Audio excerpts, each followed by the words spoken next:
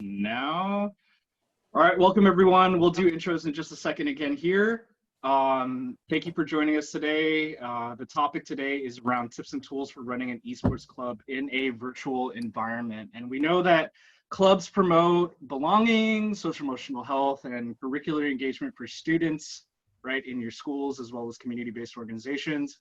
But we also know that many clubs and sports are canceled this fall. And so we truly believe that esports provides a perfect opportunity to continue building that community with your students, around games, right? They can still develop friendships, they can still play, whether it's in a learning sort of hybrid model or even completely virtually. And we just want to say that we are here to continue supporting you as you go on this journey in engaging in Scholastic esports. So quick introductions. Kevin, you want to do that again? Okay, take care. Okay. Oh, you're muted, Kevin. Go ahead.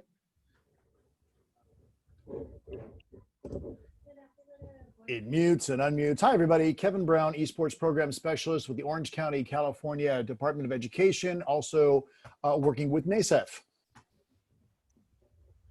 Thank you. And then I am Jorrel Batac, the Curriculum Specialist and Esports Scholastic Instructional Coach for also both the Orange County Department of Ed and NASEF. I also spearhead our Scholastic Fellow program.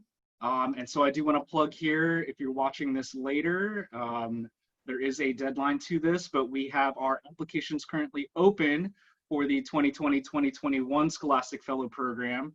The deadline is coming quick here. And just a quick plug, it is a professional learning community. You'll have access to mentors, an instructional coach, access to curriculum tools and resources, and there is a $2,000 stipend upon completion of the program. So I definitely encourage you to check it out and apply if you're interested as you continue this journey.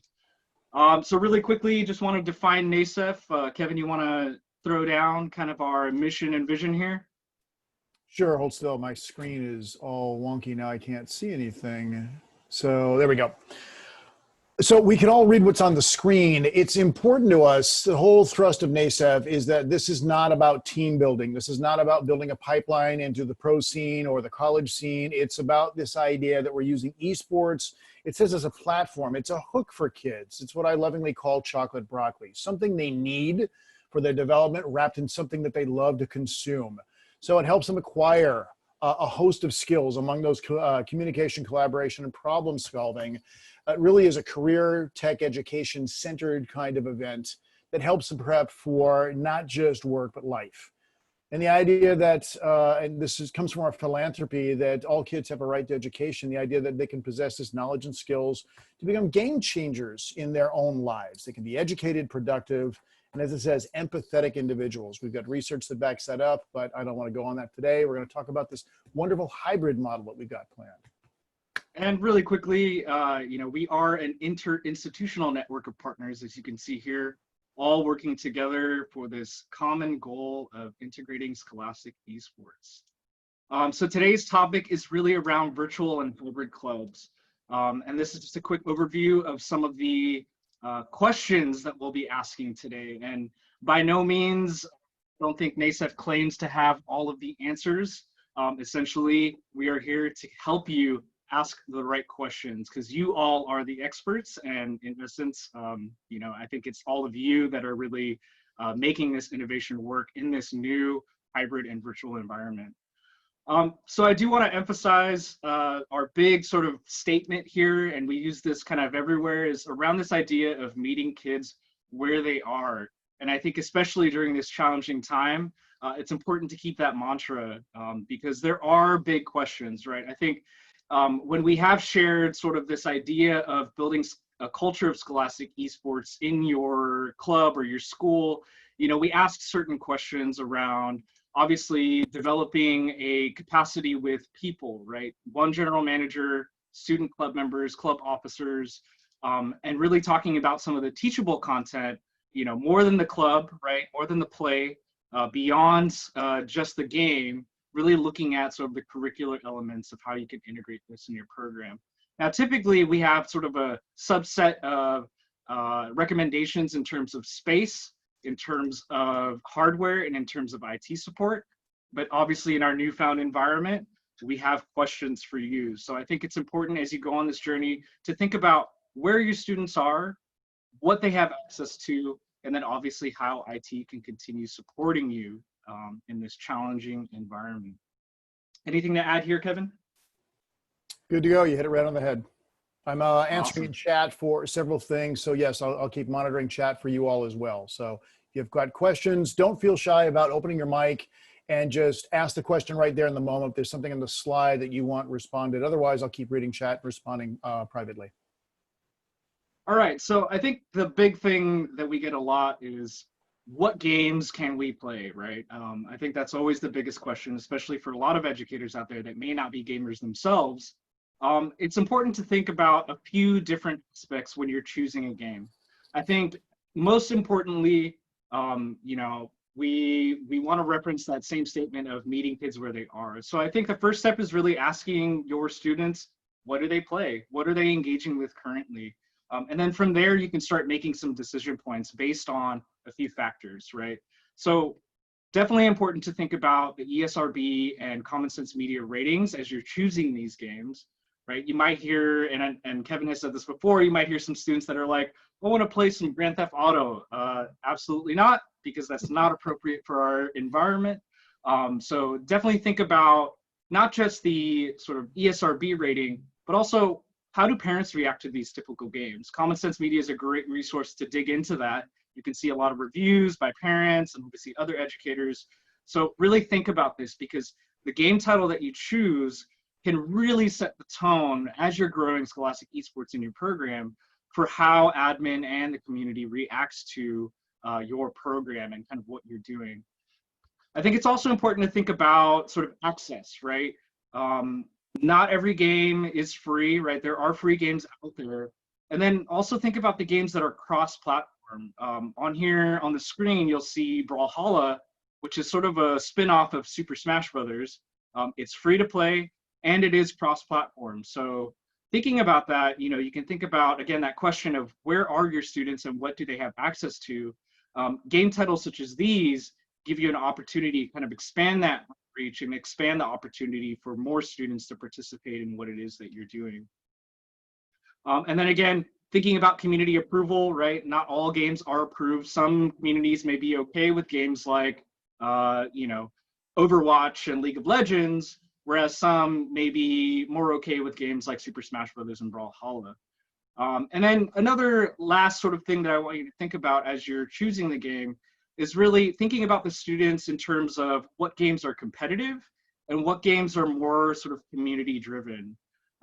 You know, I think in a lot of ways, there is a slight distinction there. You're gonna have students that are really focused on wanting to compete in tournaments. So think about the games that are focused on sort of the competitive side. And then you may have, you know, certain students that are just there to kind of hang out and have fun. So think about some of those casual games. Now, we're not going to go into any specific game titles per se, but we can say that NASEF has an amazing team of experts. So definitely reach out if you have specific questions around any of the games. We'd be more than happy to share our insights and thoughts with you around that. All right, moving on. I think Kevin can kind of take this. He's definitely been leading sort of the club development space. And then as you're thinking about engaging your club members, I do want to point out that there is no one tool or platform to do this. I know many of you have come here like, what's the ultimate tool for this? There is no one tool. The question that we ask you is, what existing communication channels do you have available currently in your school? So Kevin, do you want to kind of run with this? Sure, thanks. It's really a case of starting where you are with what you have and who you have. Really what defines a club, we show 5 metrics that we need to get a club going. And the first one is a willing adult. There needs to be an adult in the room, somebody who is either employed by a school district or in the case of a community-based organization like YMCAs with whom we work very much exclusively here in California, now moving out to Chicago, having a site lead, somebody who's in charge of that group, who's part of that organization. Want to make sure they're rated to be among kids. That's why we like working with teachers as general managers. They've gone through background checks. We know that they're trustable. They can be there. Starting with that, having a space. Now we're existing in a virtual space, so allowing for a platform, whether it's a chat program like this, or Slack, or Discord, or WhatsApp, or Google Hangouts, someplace where this community can get together. So you start with where you are, what's going to reach the most, the broadband of all of your students, and then figuring out how will you stay in contact. There's a whole PD that we do around what it is to get ready. So please feel free to reach out. You'll have our contact information at the end of the presentation. If you're interested in something more formalized, I can walk you through all of the steps really to kind of unpack what that first week of club life looks like once you've got an activated NASEF club going. And then we can show you how you would go about selecting club officers and doing all of those things.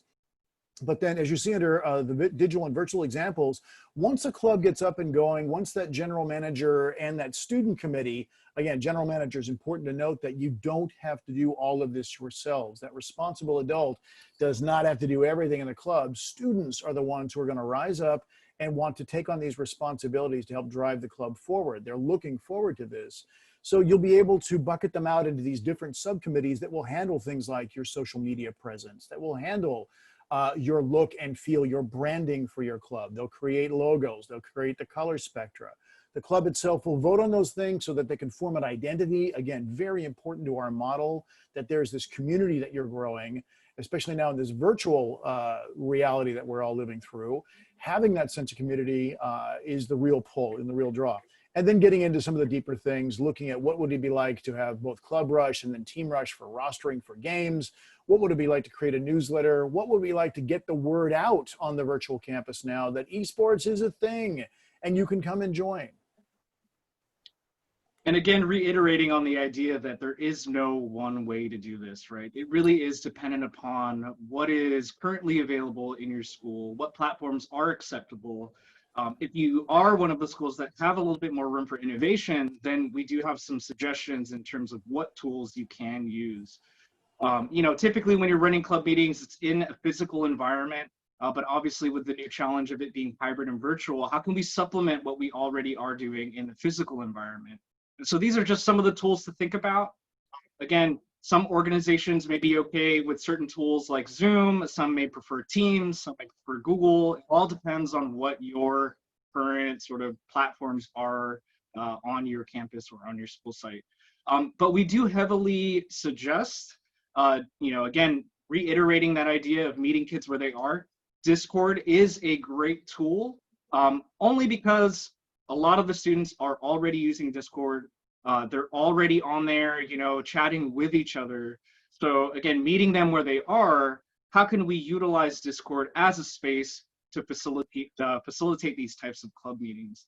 And just to give you sort of a real world example, we had one Scholastic fellow, James Wood, during the onset of the pandemic, actually took his entire school and put them into Discord and utilized that as a space for communicating with his students, not necessarily just his esports students, but also just communicating with his students in general. So they actually set up a whole school server.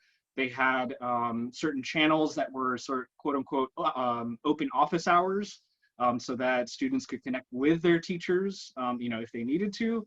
But thinking about this in a club setting, essentially you could facilitate a club meeting using the Discord chat, using video chat if you'd like to. So again, not any one tool, but think about what works particularly for your community. And so as you're thinking about this, just again, some questions to ask, how will you notify your club members of scheduled meetings? Whether it be through Discord quick reminders, or you could use sort of, again, Google Classroom as a way to do that. Another question to think about is, how will you set sort of the agenda and communication protocols, right? So I think it's important to align them all to one platform, whether it's any of these tools. And then from there, you can start to establish some of the norms around engaging in a virtual meeting. You could even record the meetings if you'd like to for certain members that can't attend. And then obviously you got to think about some of the guidelines around reporting, right? And then again, leveraging interests, right? Another great example when you're utilizing some of these tools, Scholastic fellow James Wood created a sort of meme channel obviously with some precursor rules for the students, because what he noticed is a lot of his students were blasting memes throughout all the different subchannels. So he created a specific container for those memes, and then also set out some rules and regulations as they're posting memes. So an important piece to this is thinking about maybe some of the moderators that may be present. And we'll get to kind of more of the student leadership roles to think about in the next few slides here. I think what's important to really think about too is, as you're identifying the tool, I think beyond the tool, it's really about how you can cultivate this community with your club members, right? Again, no one tool here, just some suggested tools on the screen. You know, thinking about some of the platforms, can you use these platforms to facilitate some of the typical club functions that you would do in a physical setting? Can you use these platforms to potentially organize scheduled activities? Maybe you could have sort of scrim Wednesdays and fun Fridays, right? So creating this regular cadence, you know, typically in a physical environment, I think can be replicated utilizing these tools. And it's really about kind of setting up those spaces for these to happen.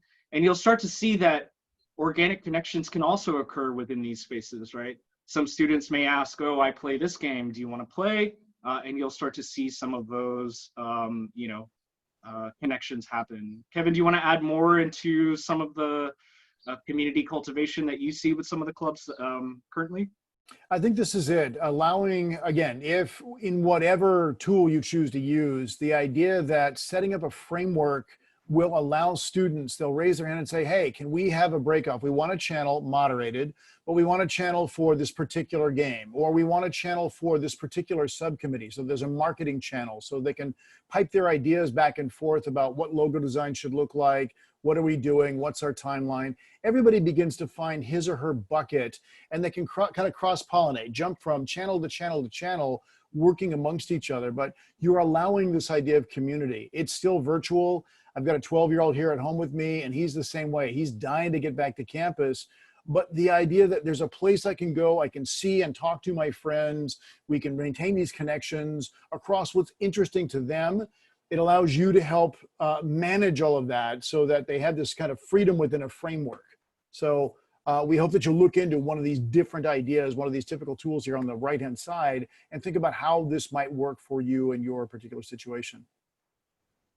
And I think a great example of this, right? Because typically when people think of esports, they think, oh, we have to have a team, we have to compete, but it really isn't about that, right? It is just the blending of education and play in a very unique setting. And a great example of this would be some of our Scholastic fellows, again, during the onset of the pandemic, we're trying to identify an opportunity to continue connecting with their students. So you can see here on the screen, Tyler Hahn, Angelique Giannis, and JD Williams. So initially, JD Williams had come up with this idea of creating these community game nights. Initially started with his subset of students. He invited a local school to come and play as well. And then as that started to pick up, invited other Scholastic fellows to also bring their communities in. And so they did sort of community game nights in Fortnite. Everyone kind of teamed up. They had squads, they had duos. And I think it was really great to see this sort of creative space where students could connect with other students, you know, again, in this very safe environment, right? The teachers were there playing, the students were there playing. Obviously, there's that, again, safe container of the expectations of being positive. You can see on the screen there, he added sort of embracing diversity. So it's a safe space for everyone to play in. And then again, there's no pressure, it's not competitive, and they're just finding another opportunity to continue engaging their students. And then, so kind of on that note, right, building the student leaders, I think what's important to also think about is some of the roles, right? I think Kevin really touched upon this with thinking about some of the different student roles within the esports ecosystem. Do you want to talk a little bit more about how the club structure could fit within this virtual context? Sure. So you see everything's kind of color coded because that's the way we think. It makes it easy to see. But if you just look at the red, that's the command team right there. Part of that first week when you activate a club, and I work with general managers to do this, is to get the students to at once sort of post for and then vote in club officers, president, vice president, secretary for note taking, keeping the group, what's the word I want, interdependent, and keep the communication going. And then a treasurer, if you're going to do any kind of money-making venture, if you're going to do things to uphold that club, make some changes, buy cool jerseys for the competitive team, whatever. But this is how that general manager can get the support where he or she does not feel that it's all about them. As you can see, the way we've got it broken out here, those student officers now take over certain aspects of that larger ecosystem that exists around the player in the game, so that the students themselves now begin to bucket out. And this is, again, where they find their place. You don't see, there's just that one little purple square down there that says players if somebody wants to play. That's one out of 17 or 18 different possibilities in this club. That's one function of the club. Players are a subset. And again, a very small one. Most squads are 5 or 6 deep. So if you've got a varsity team, you've got your A squad, your B squad, and some alternates, maybe 12 or 15 kids. Some of our clubs are 50, 60 kids deep and even bigger. So what do you do with the other 48 that want to get involved? This is what they do. They have other things that have to happen. During the club week, if you practice one day and scrimmage another day, you've got 3 other days potentially where you could be doing other kinds of club activities, things that, again, promote you, brand you, get you out there, make you a social media presence, things that help to bring in other parts of the school. Many schools are finding ways to create integrated curriculum that build in how does English and history and math now fit into what we're doing in esports. If the club is the output, how did we get there? So lots of ways to interlace this and lots of ways that students can help take on chunks of this and make this a real working part, something very engaging and fun for them. And I think you really hit the point on this idea that, students can students can try different roles within the esports ecosystem, right? Sure.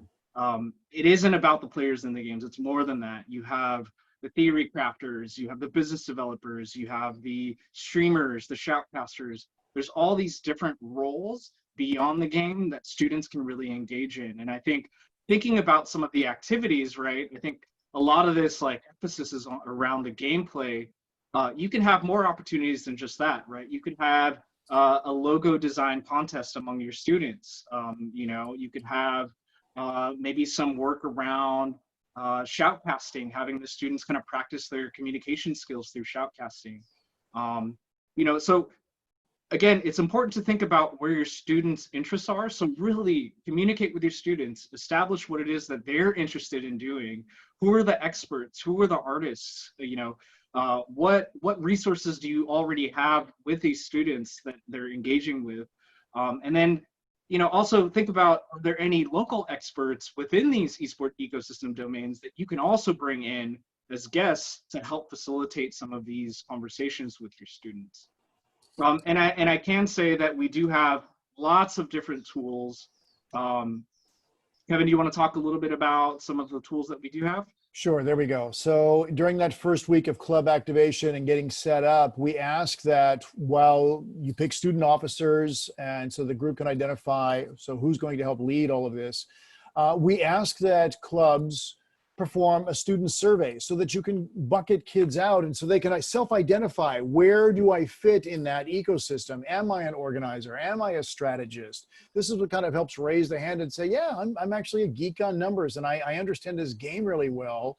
Good, so that when we get a competitive team going, then we're going to need your help because you understand this and you can break it down for us. So we have tools like the survey that you see. It's a self-scoring survey that we're putting out that's available to you.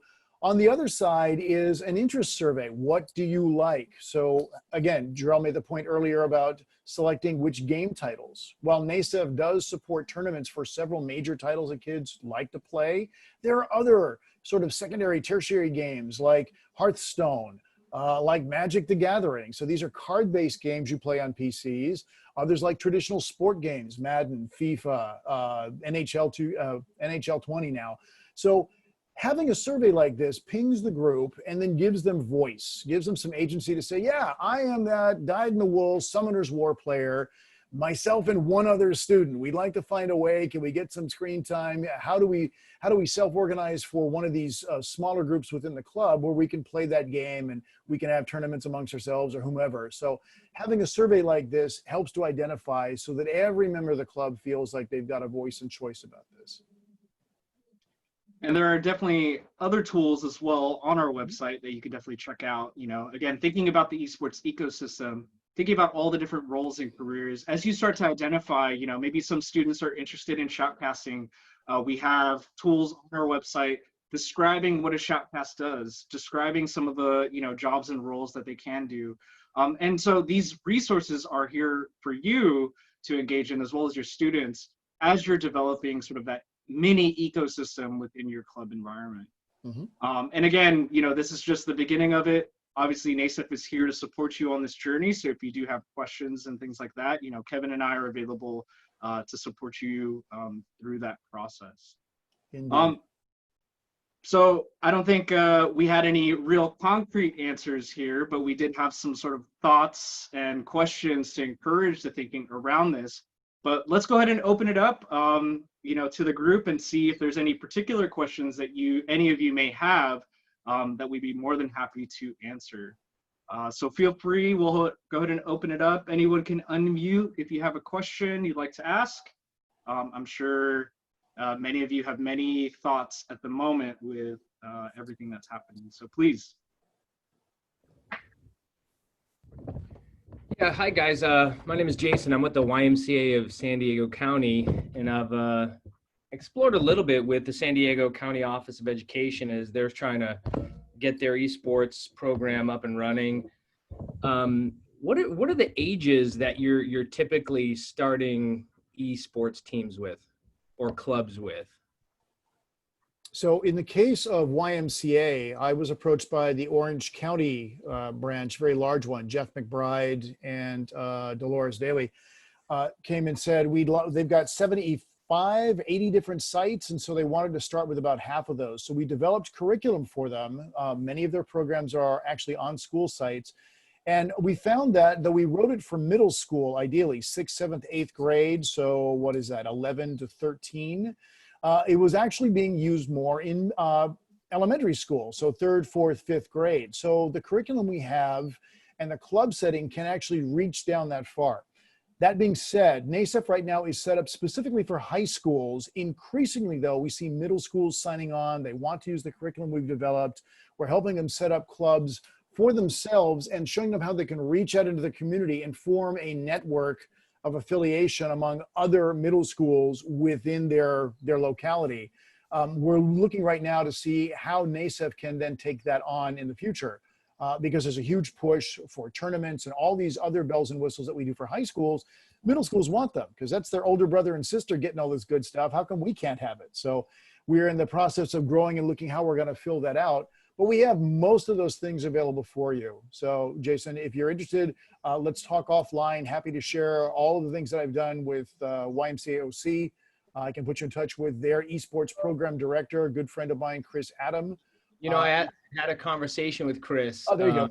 Yeah, I reached out to him, being a fellow Y guy. Yeah. So I started the conversation. I think you were traveling at the time. I was having a conversation with him. So I'm just trying to reboot things. Sure. Kind of, you know, where we started pre-COVID here. So Right. I appreciate the offer. I'll take you up on it. A pleasure. So I had a question. Sure. Yeah, one of the things I've been trying to wrap my head around is, you know, during my esports team practice, I like to, you know, shoulder surf and talk to the kids. And how do you guys imagine recreating that? You know, I think that I'm going to bring my team together, maybe with a Google Meet, talk about the goals, but then they're going to go off and practice the game. I can spectate and jump in, but do you guys have any other thoughts about how we can simulate that kind of person-to-person coaching? Just because I'm imagining having to jump in, you know, if I have 18 kids, you know, maybe 4 or 5 games of the kids practicing all at once. I don't know how efficient it is to keep jumping in, but I know, how do you guys imagine a coach virtually working with students, right? I know how to communicate with them. I know how to video chat with them and stuff like that. Sure, sure. What do you guys think about that? We've actually got a session all about that, Chris, coming up. It's 3 weeks up. So it's our session number 5. We're actually going to bring in Bethany Pyle and Drake Everlove. I love that guy's name. He sounds like a comic book character. But Drake is our coaching coordinator through Connected Camps at UCI in California. We lean on them heavily for our coaching presence during our competitive league season. So they're both going to come out and answer those questions in specific about what are the techniques that they employ when now in this virtual environment, they've got to be able to coach a team and look at, how do I see multiple monitors? How do I look at 2 different squads that are training on the same day? So I would let them speak to the specificity about that. I'm with you. I'm an educator in class and virtually like this. So yeah, it can be a little bit limiting. How can you get around, again, Zoom, for example, like this, we can break out into breakout rooms, but the moment I focus onto one breakout room, I'm missing the other 3 or 4 I've got set up. I might miss excellent contact or the aha moment that a kid might have had in a project. So short of having other moderators or having like a senior student whose job is to observe and record and help gather that back, I'm also interested to figure out what are the modes that we can employ to keep that kind of thing going, to keep that sense of community when we do have to break out. And I'm looking at Dr. Michon as well. If there are other ideas, other senior educators that have employed different things to kind of work into this. Awesome. I will be here in 3 weeks. Okay. And Please. the one suggestion that comes to mind is in Zoom, when you do breakouts, you have to jump from one to the other and you can't see what's going on in the other rooms. But in Google Meet, you can set it up so that you have, let's say, 4 breakout rooms. You just make 4 meetings at the same time, and then you open up those meets across your screen and you mute them, but you turn on closed captions. And then you can see what's being said in all 4 rooms on your screen at one time. I do recommend dual screens and big ones for it, but Right. You but that's one way Studios, yeah, exactly. That's one way we've been able to do a little bit more tracking of what's going on in those breakout rooms.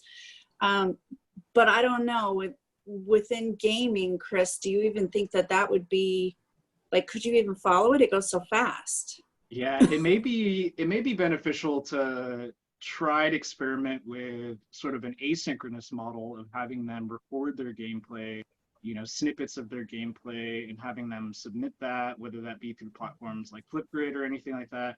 Then you can then review it with them post game, and that way you don't have to worry about it kind of being synchronous in the moment. But again, no answers. I think tapping into our Connected Camps coaches will definitely bring some value to that question. Thanks, Chris, for asking that. All right, so we are 3 minutes over, but I do want to keep it open unless anyone has any other questions or questions for the questions.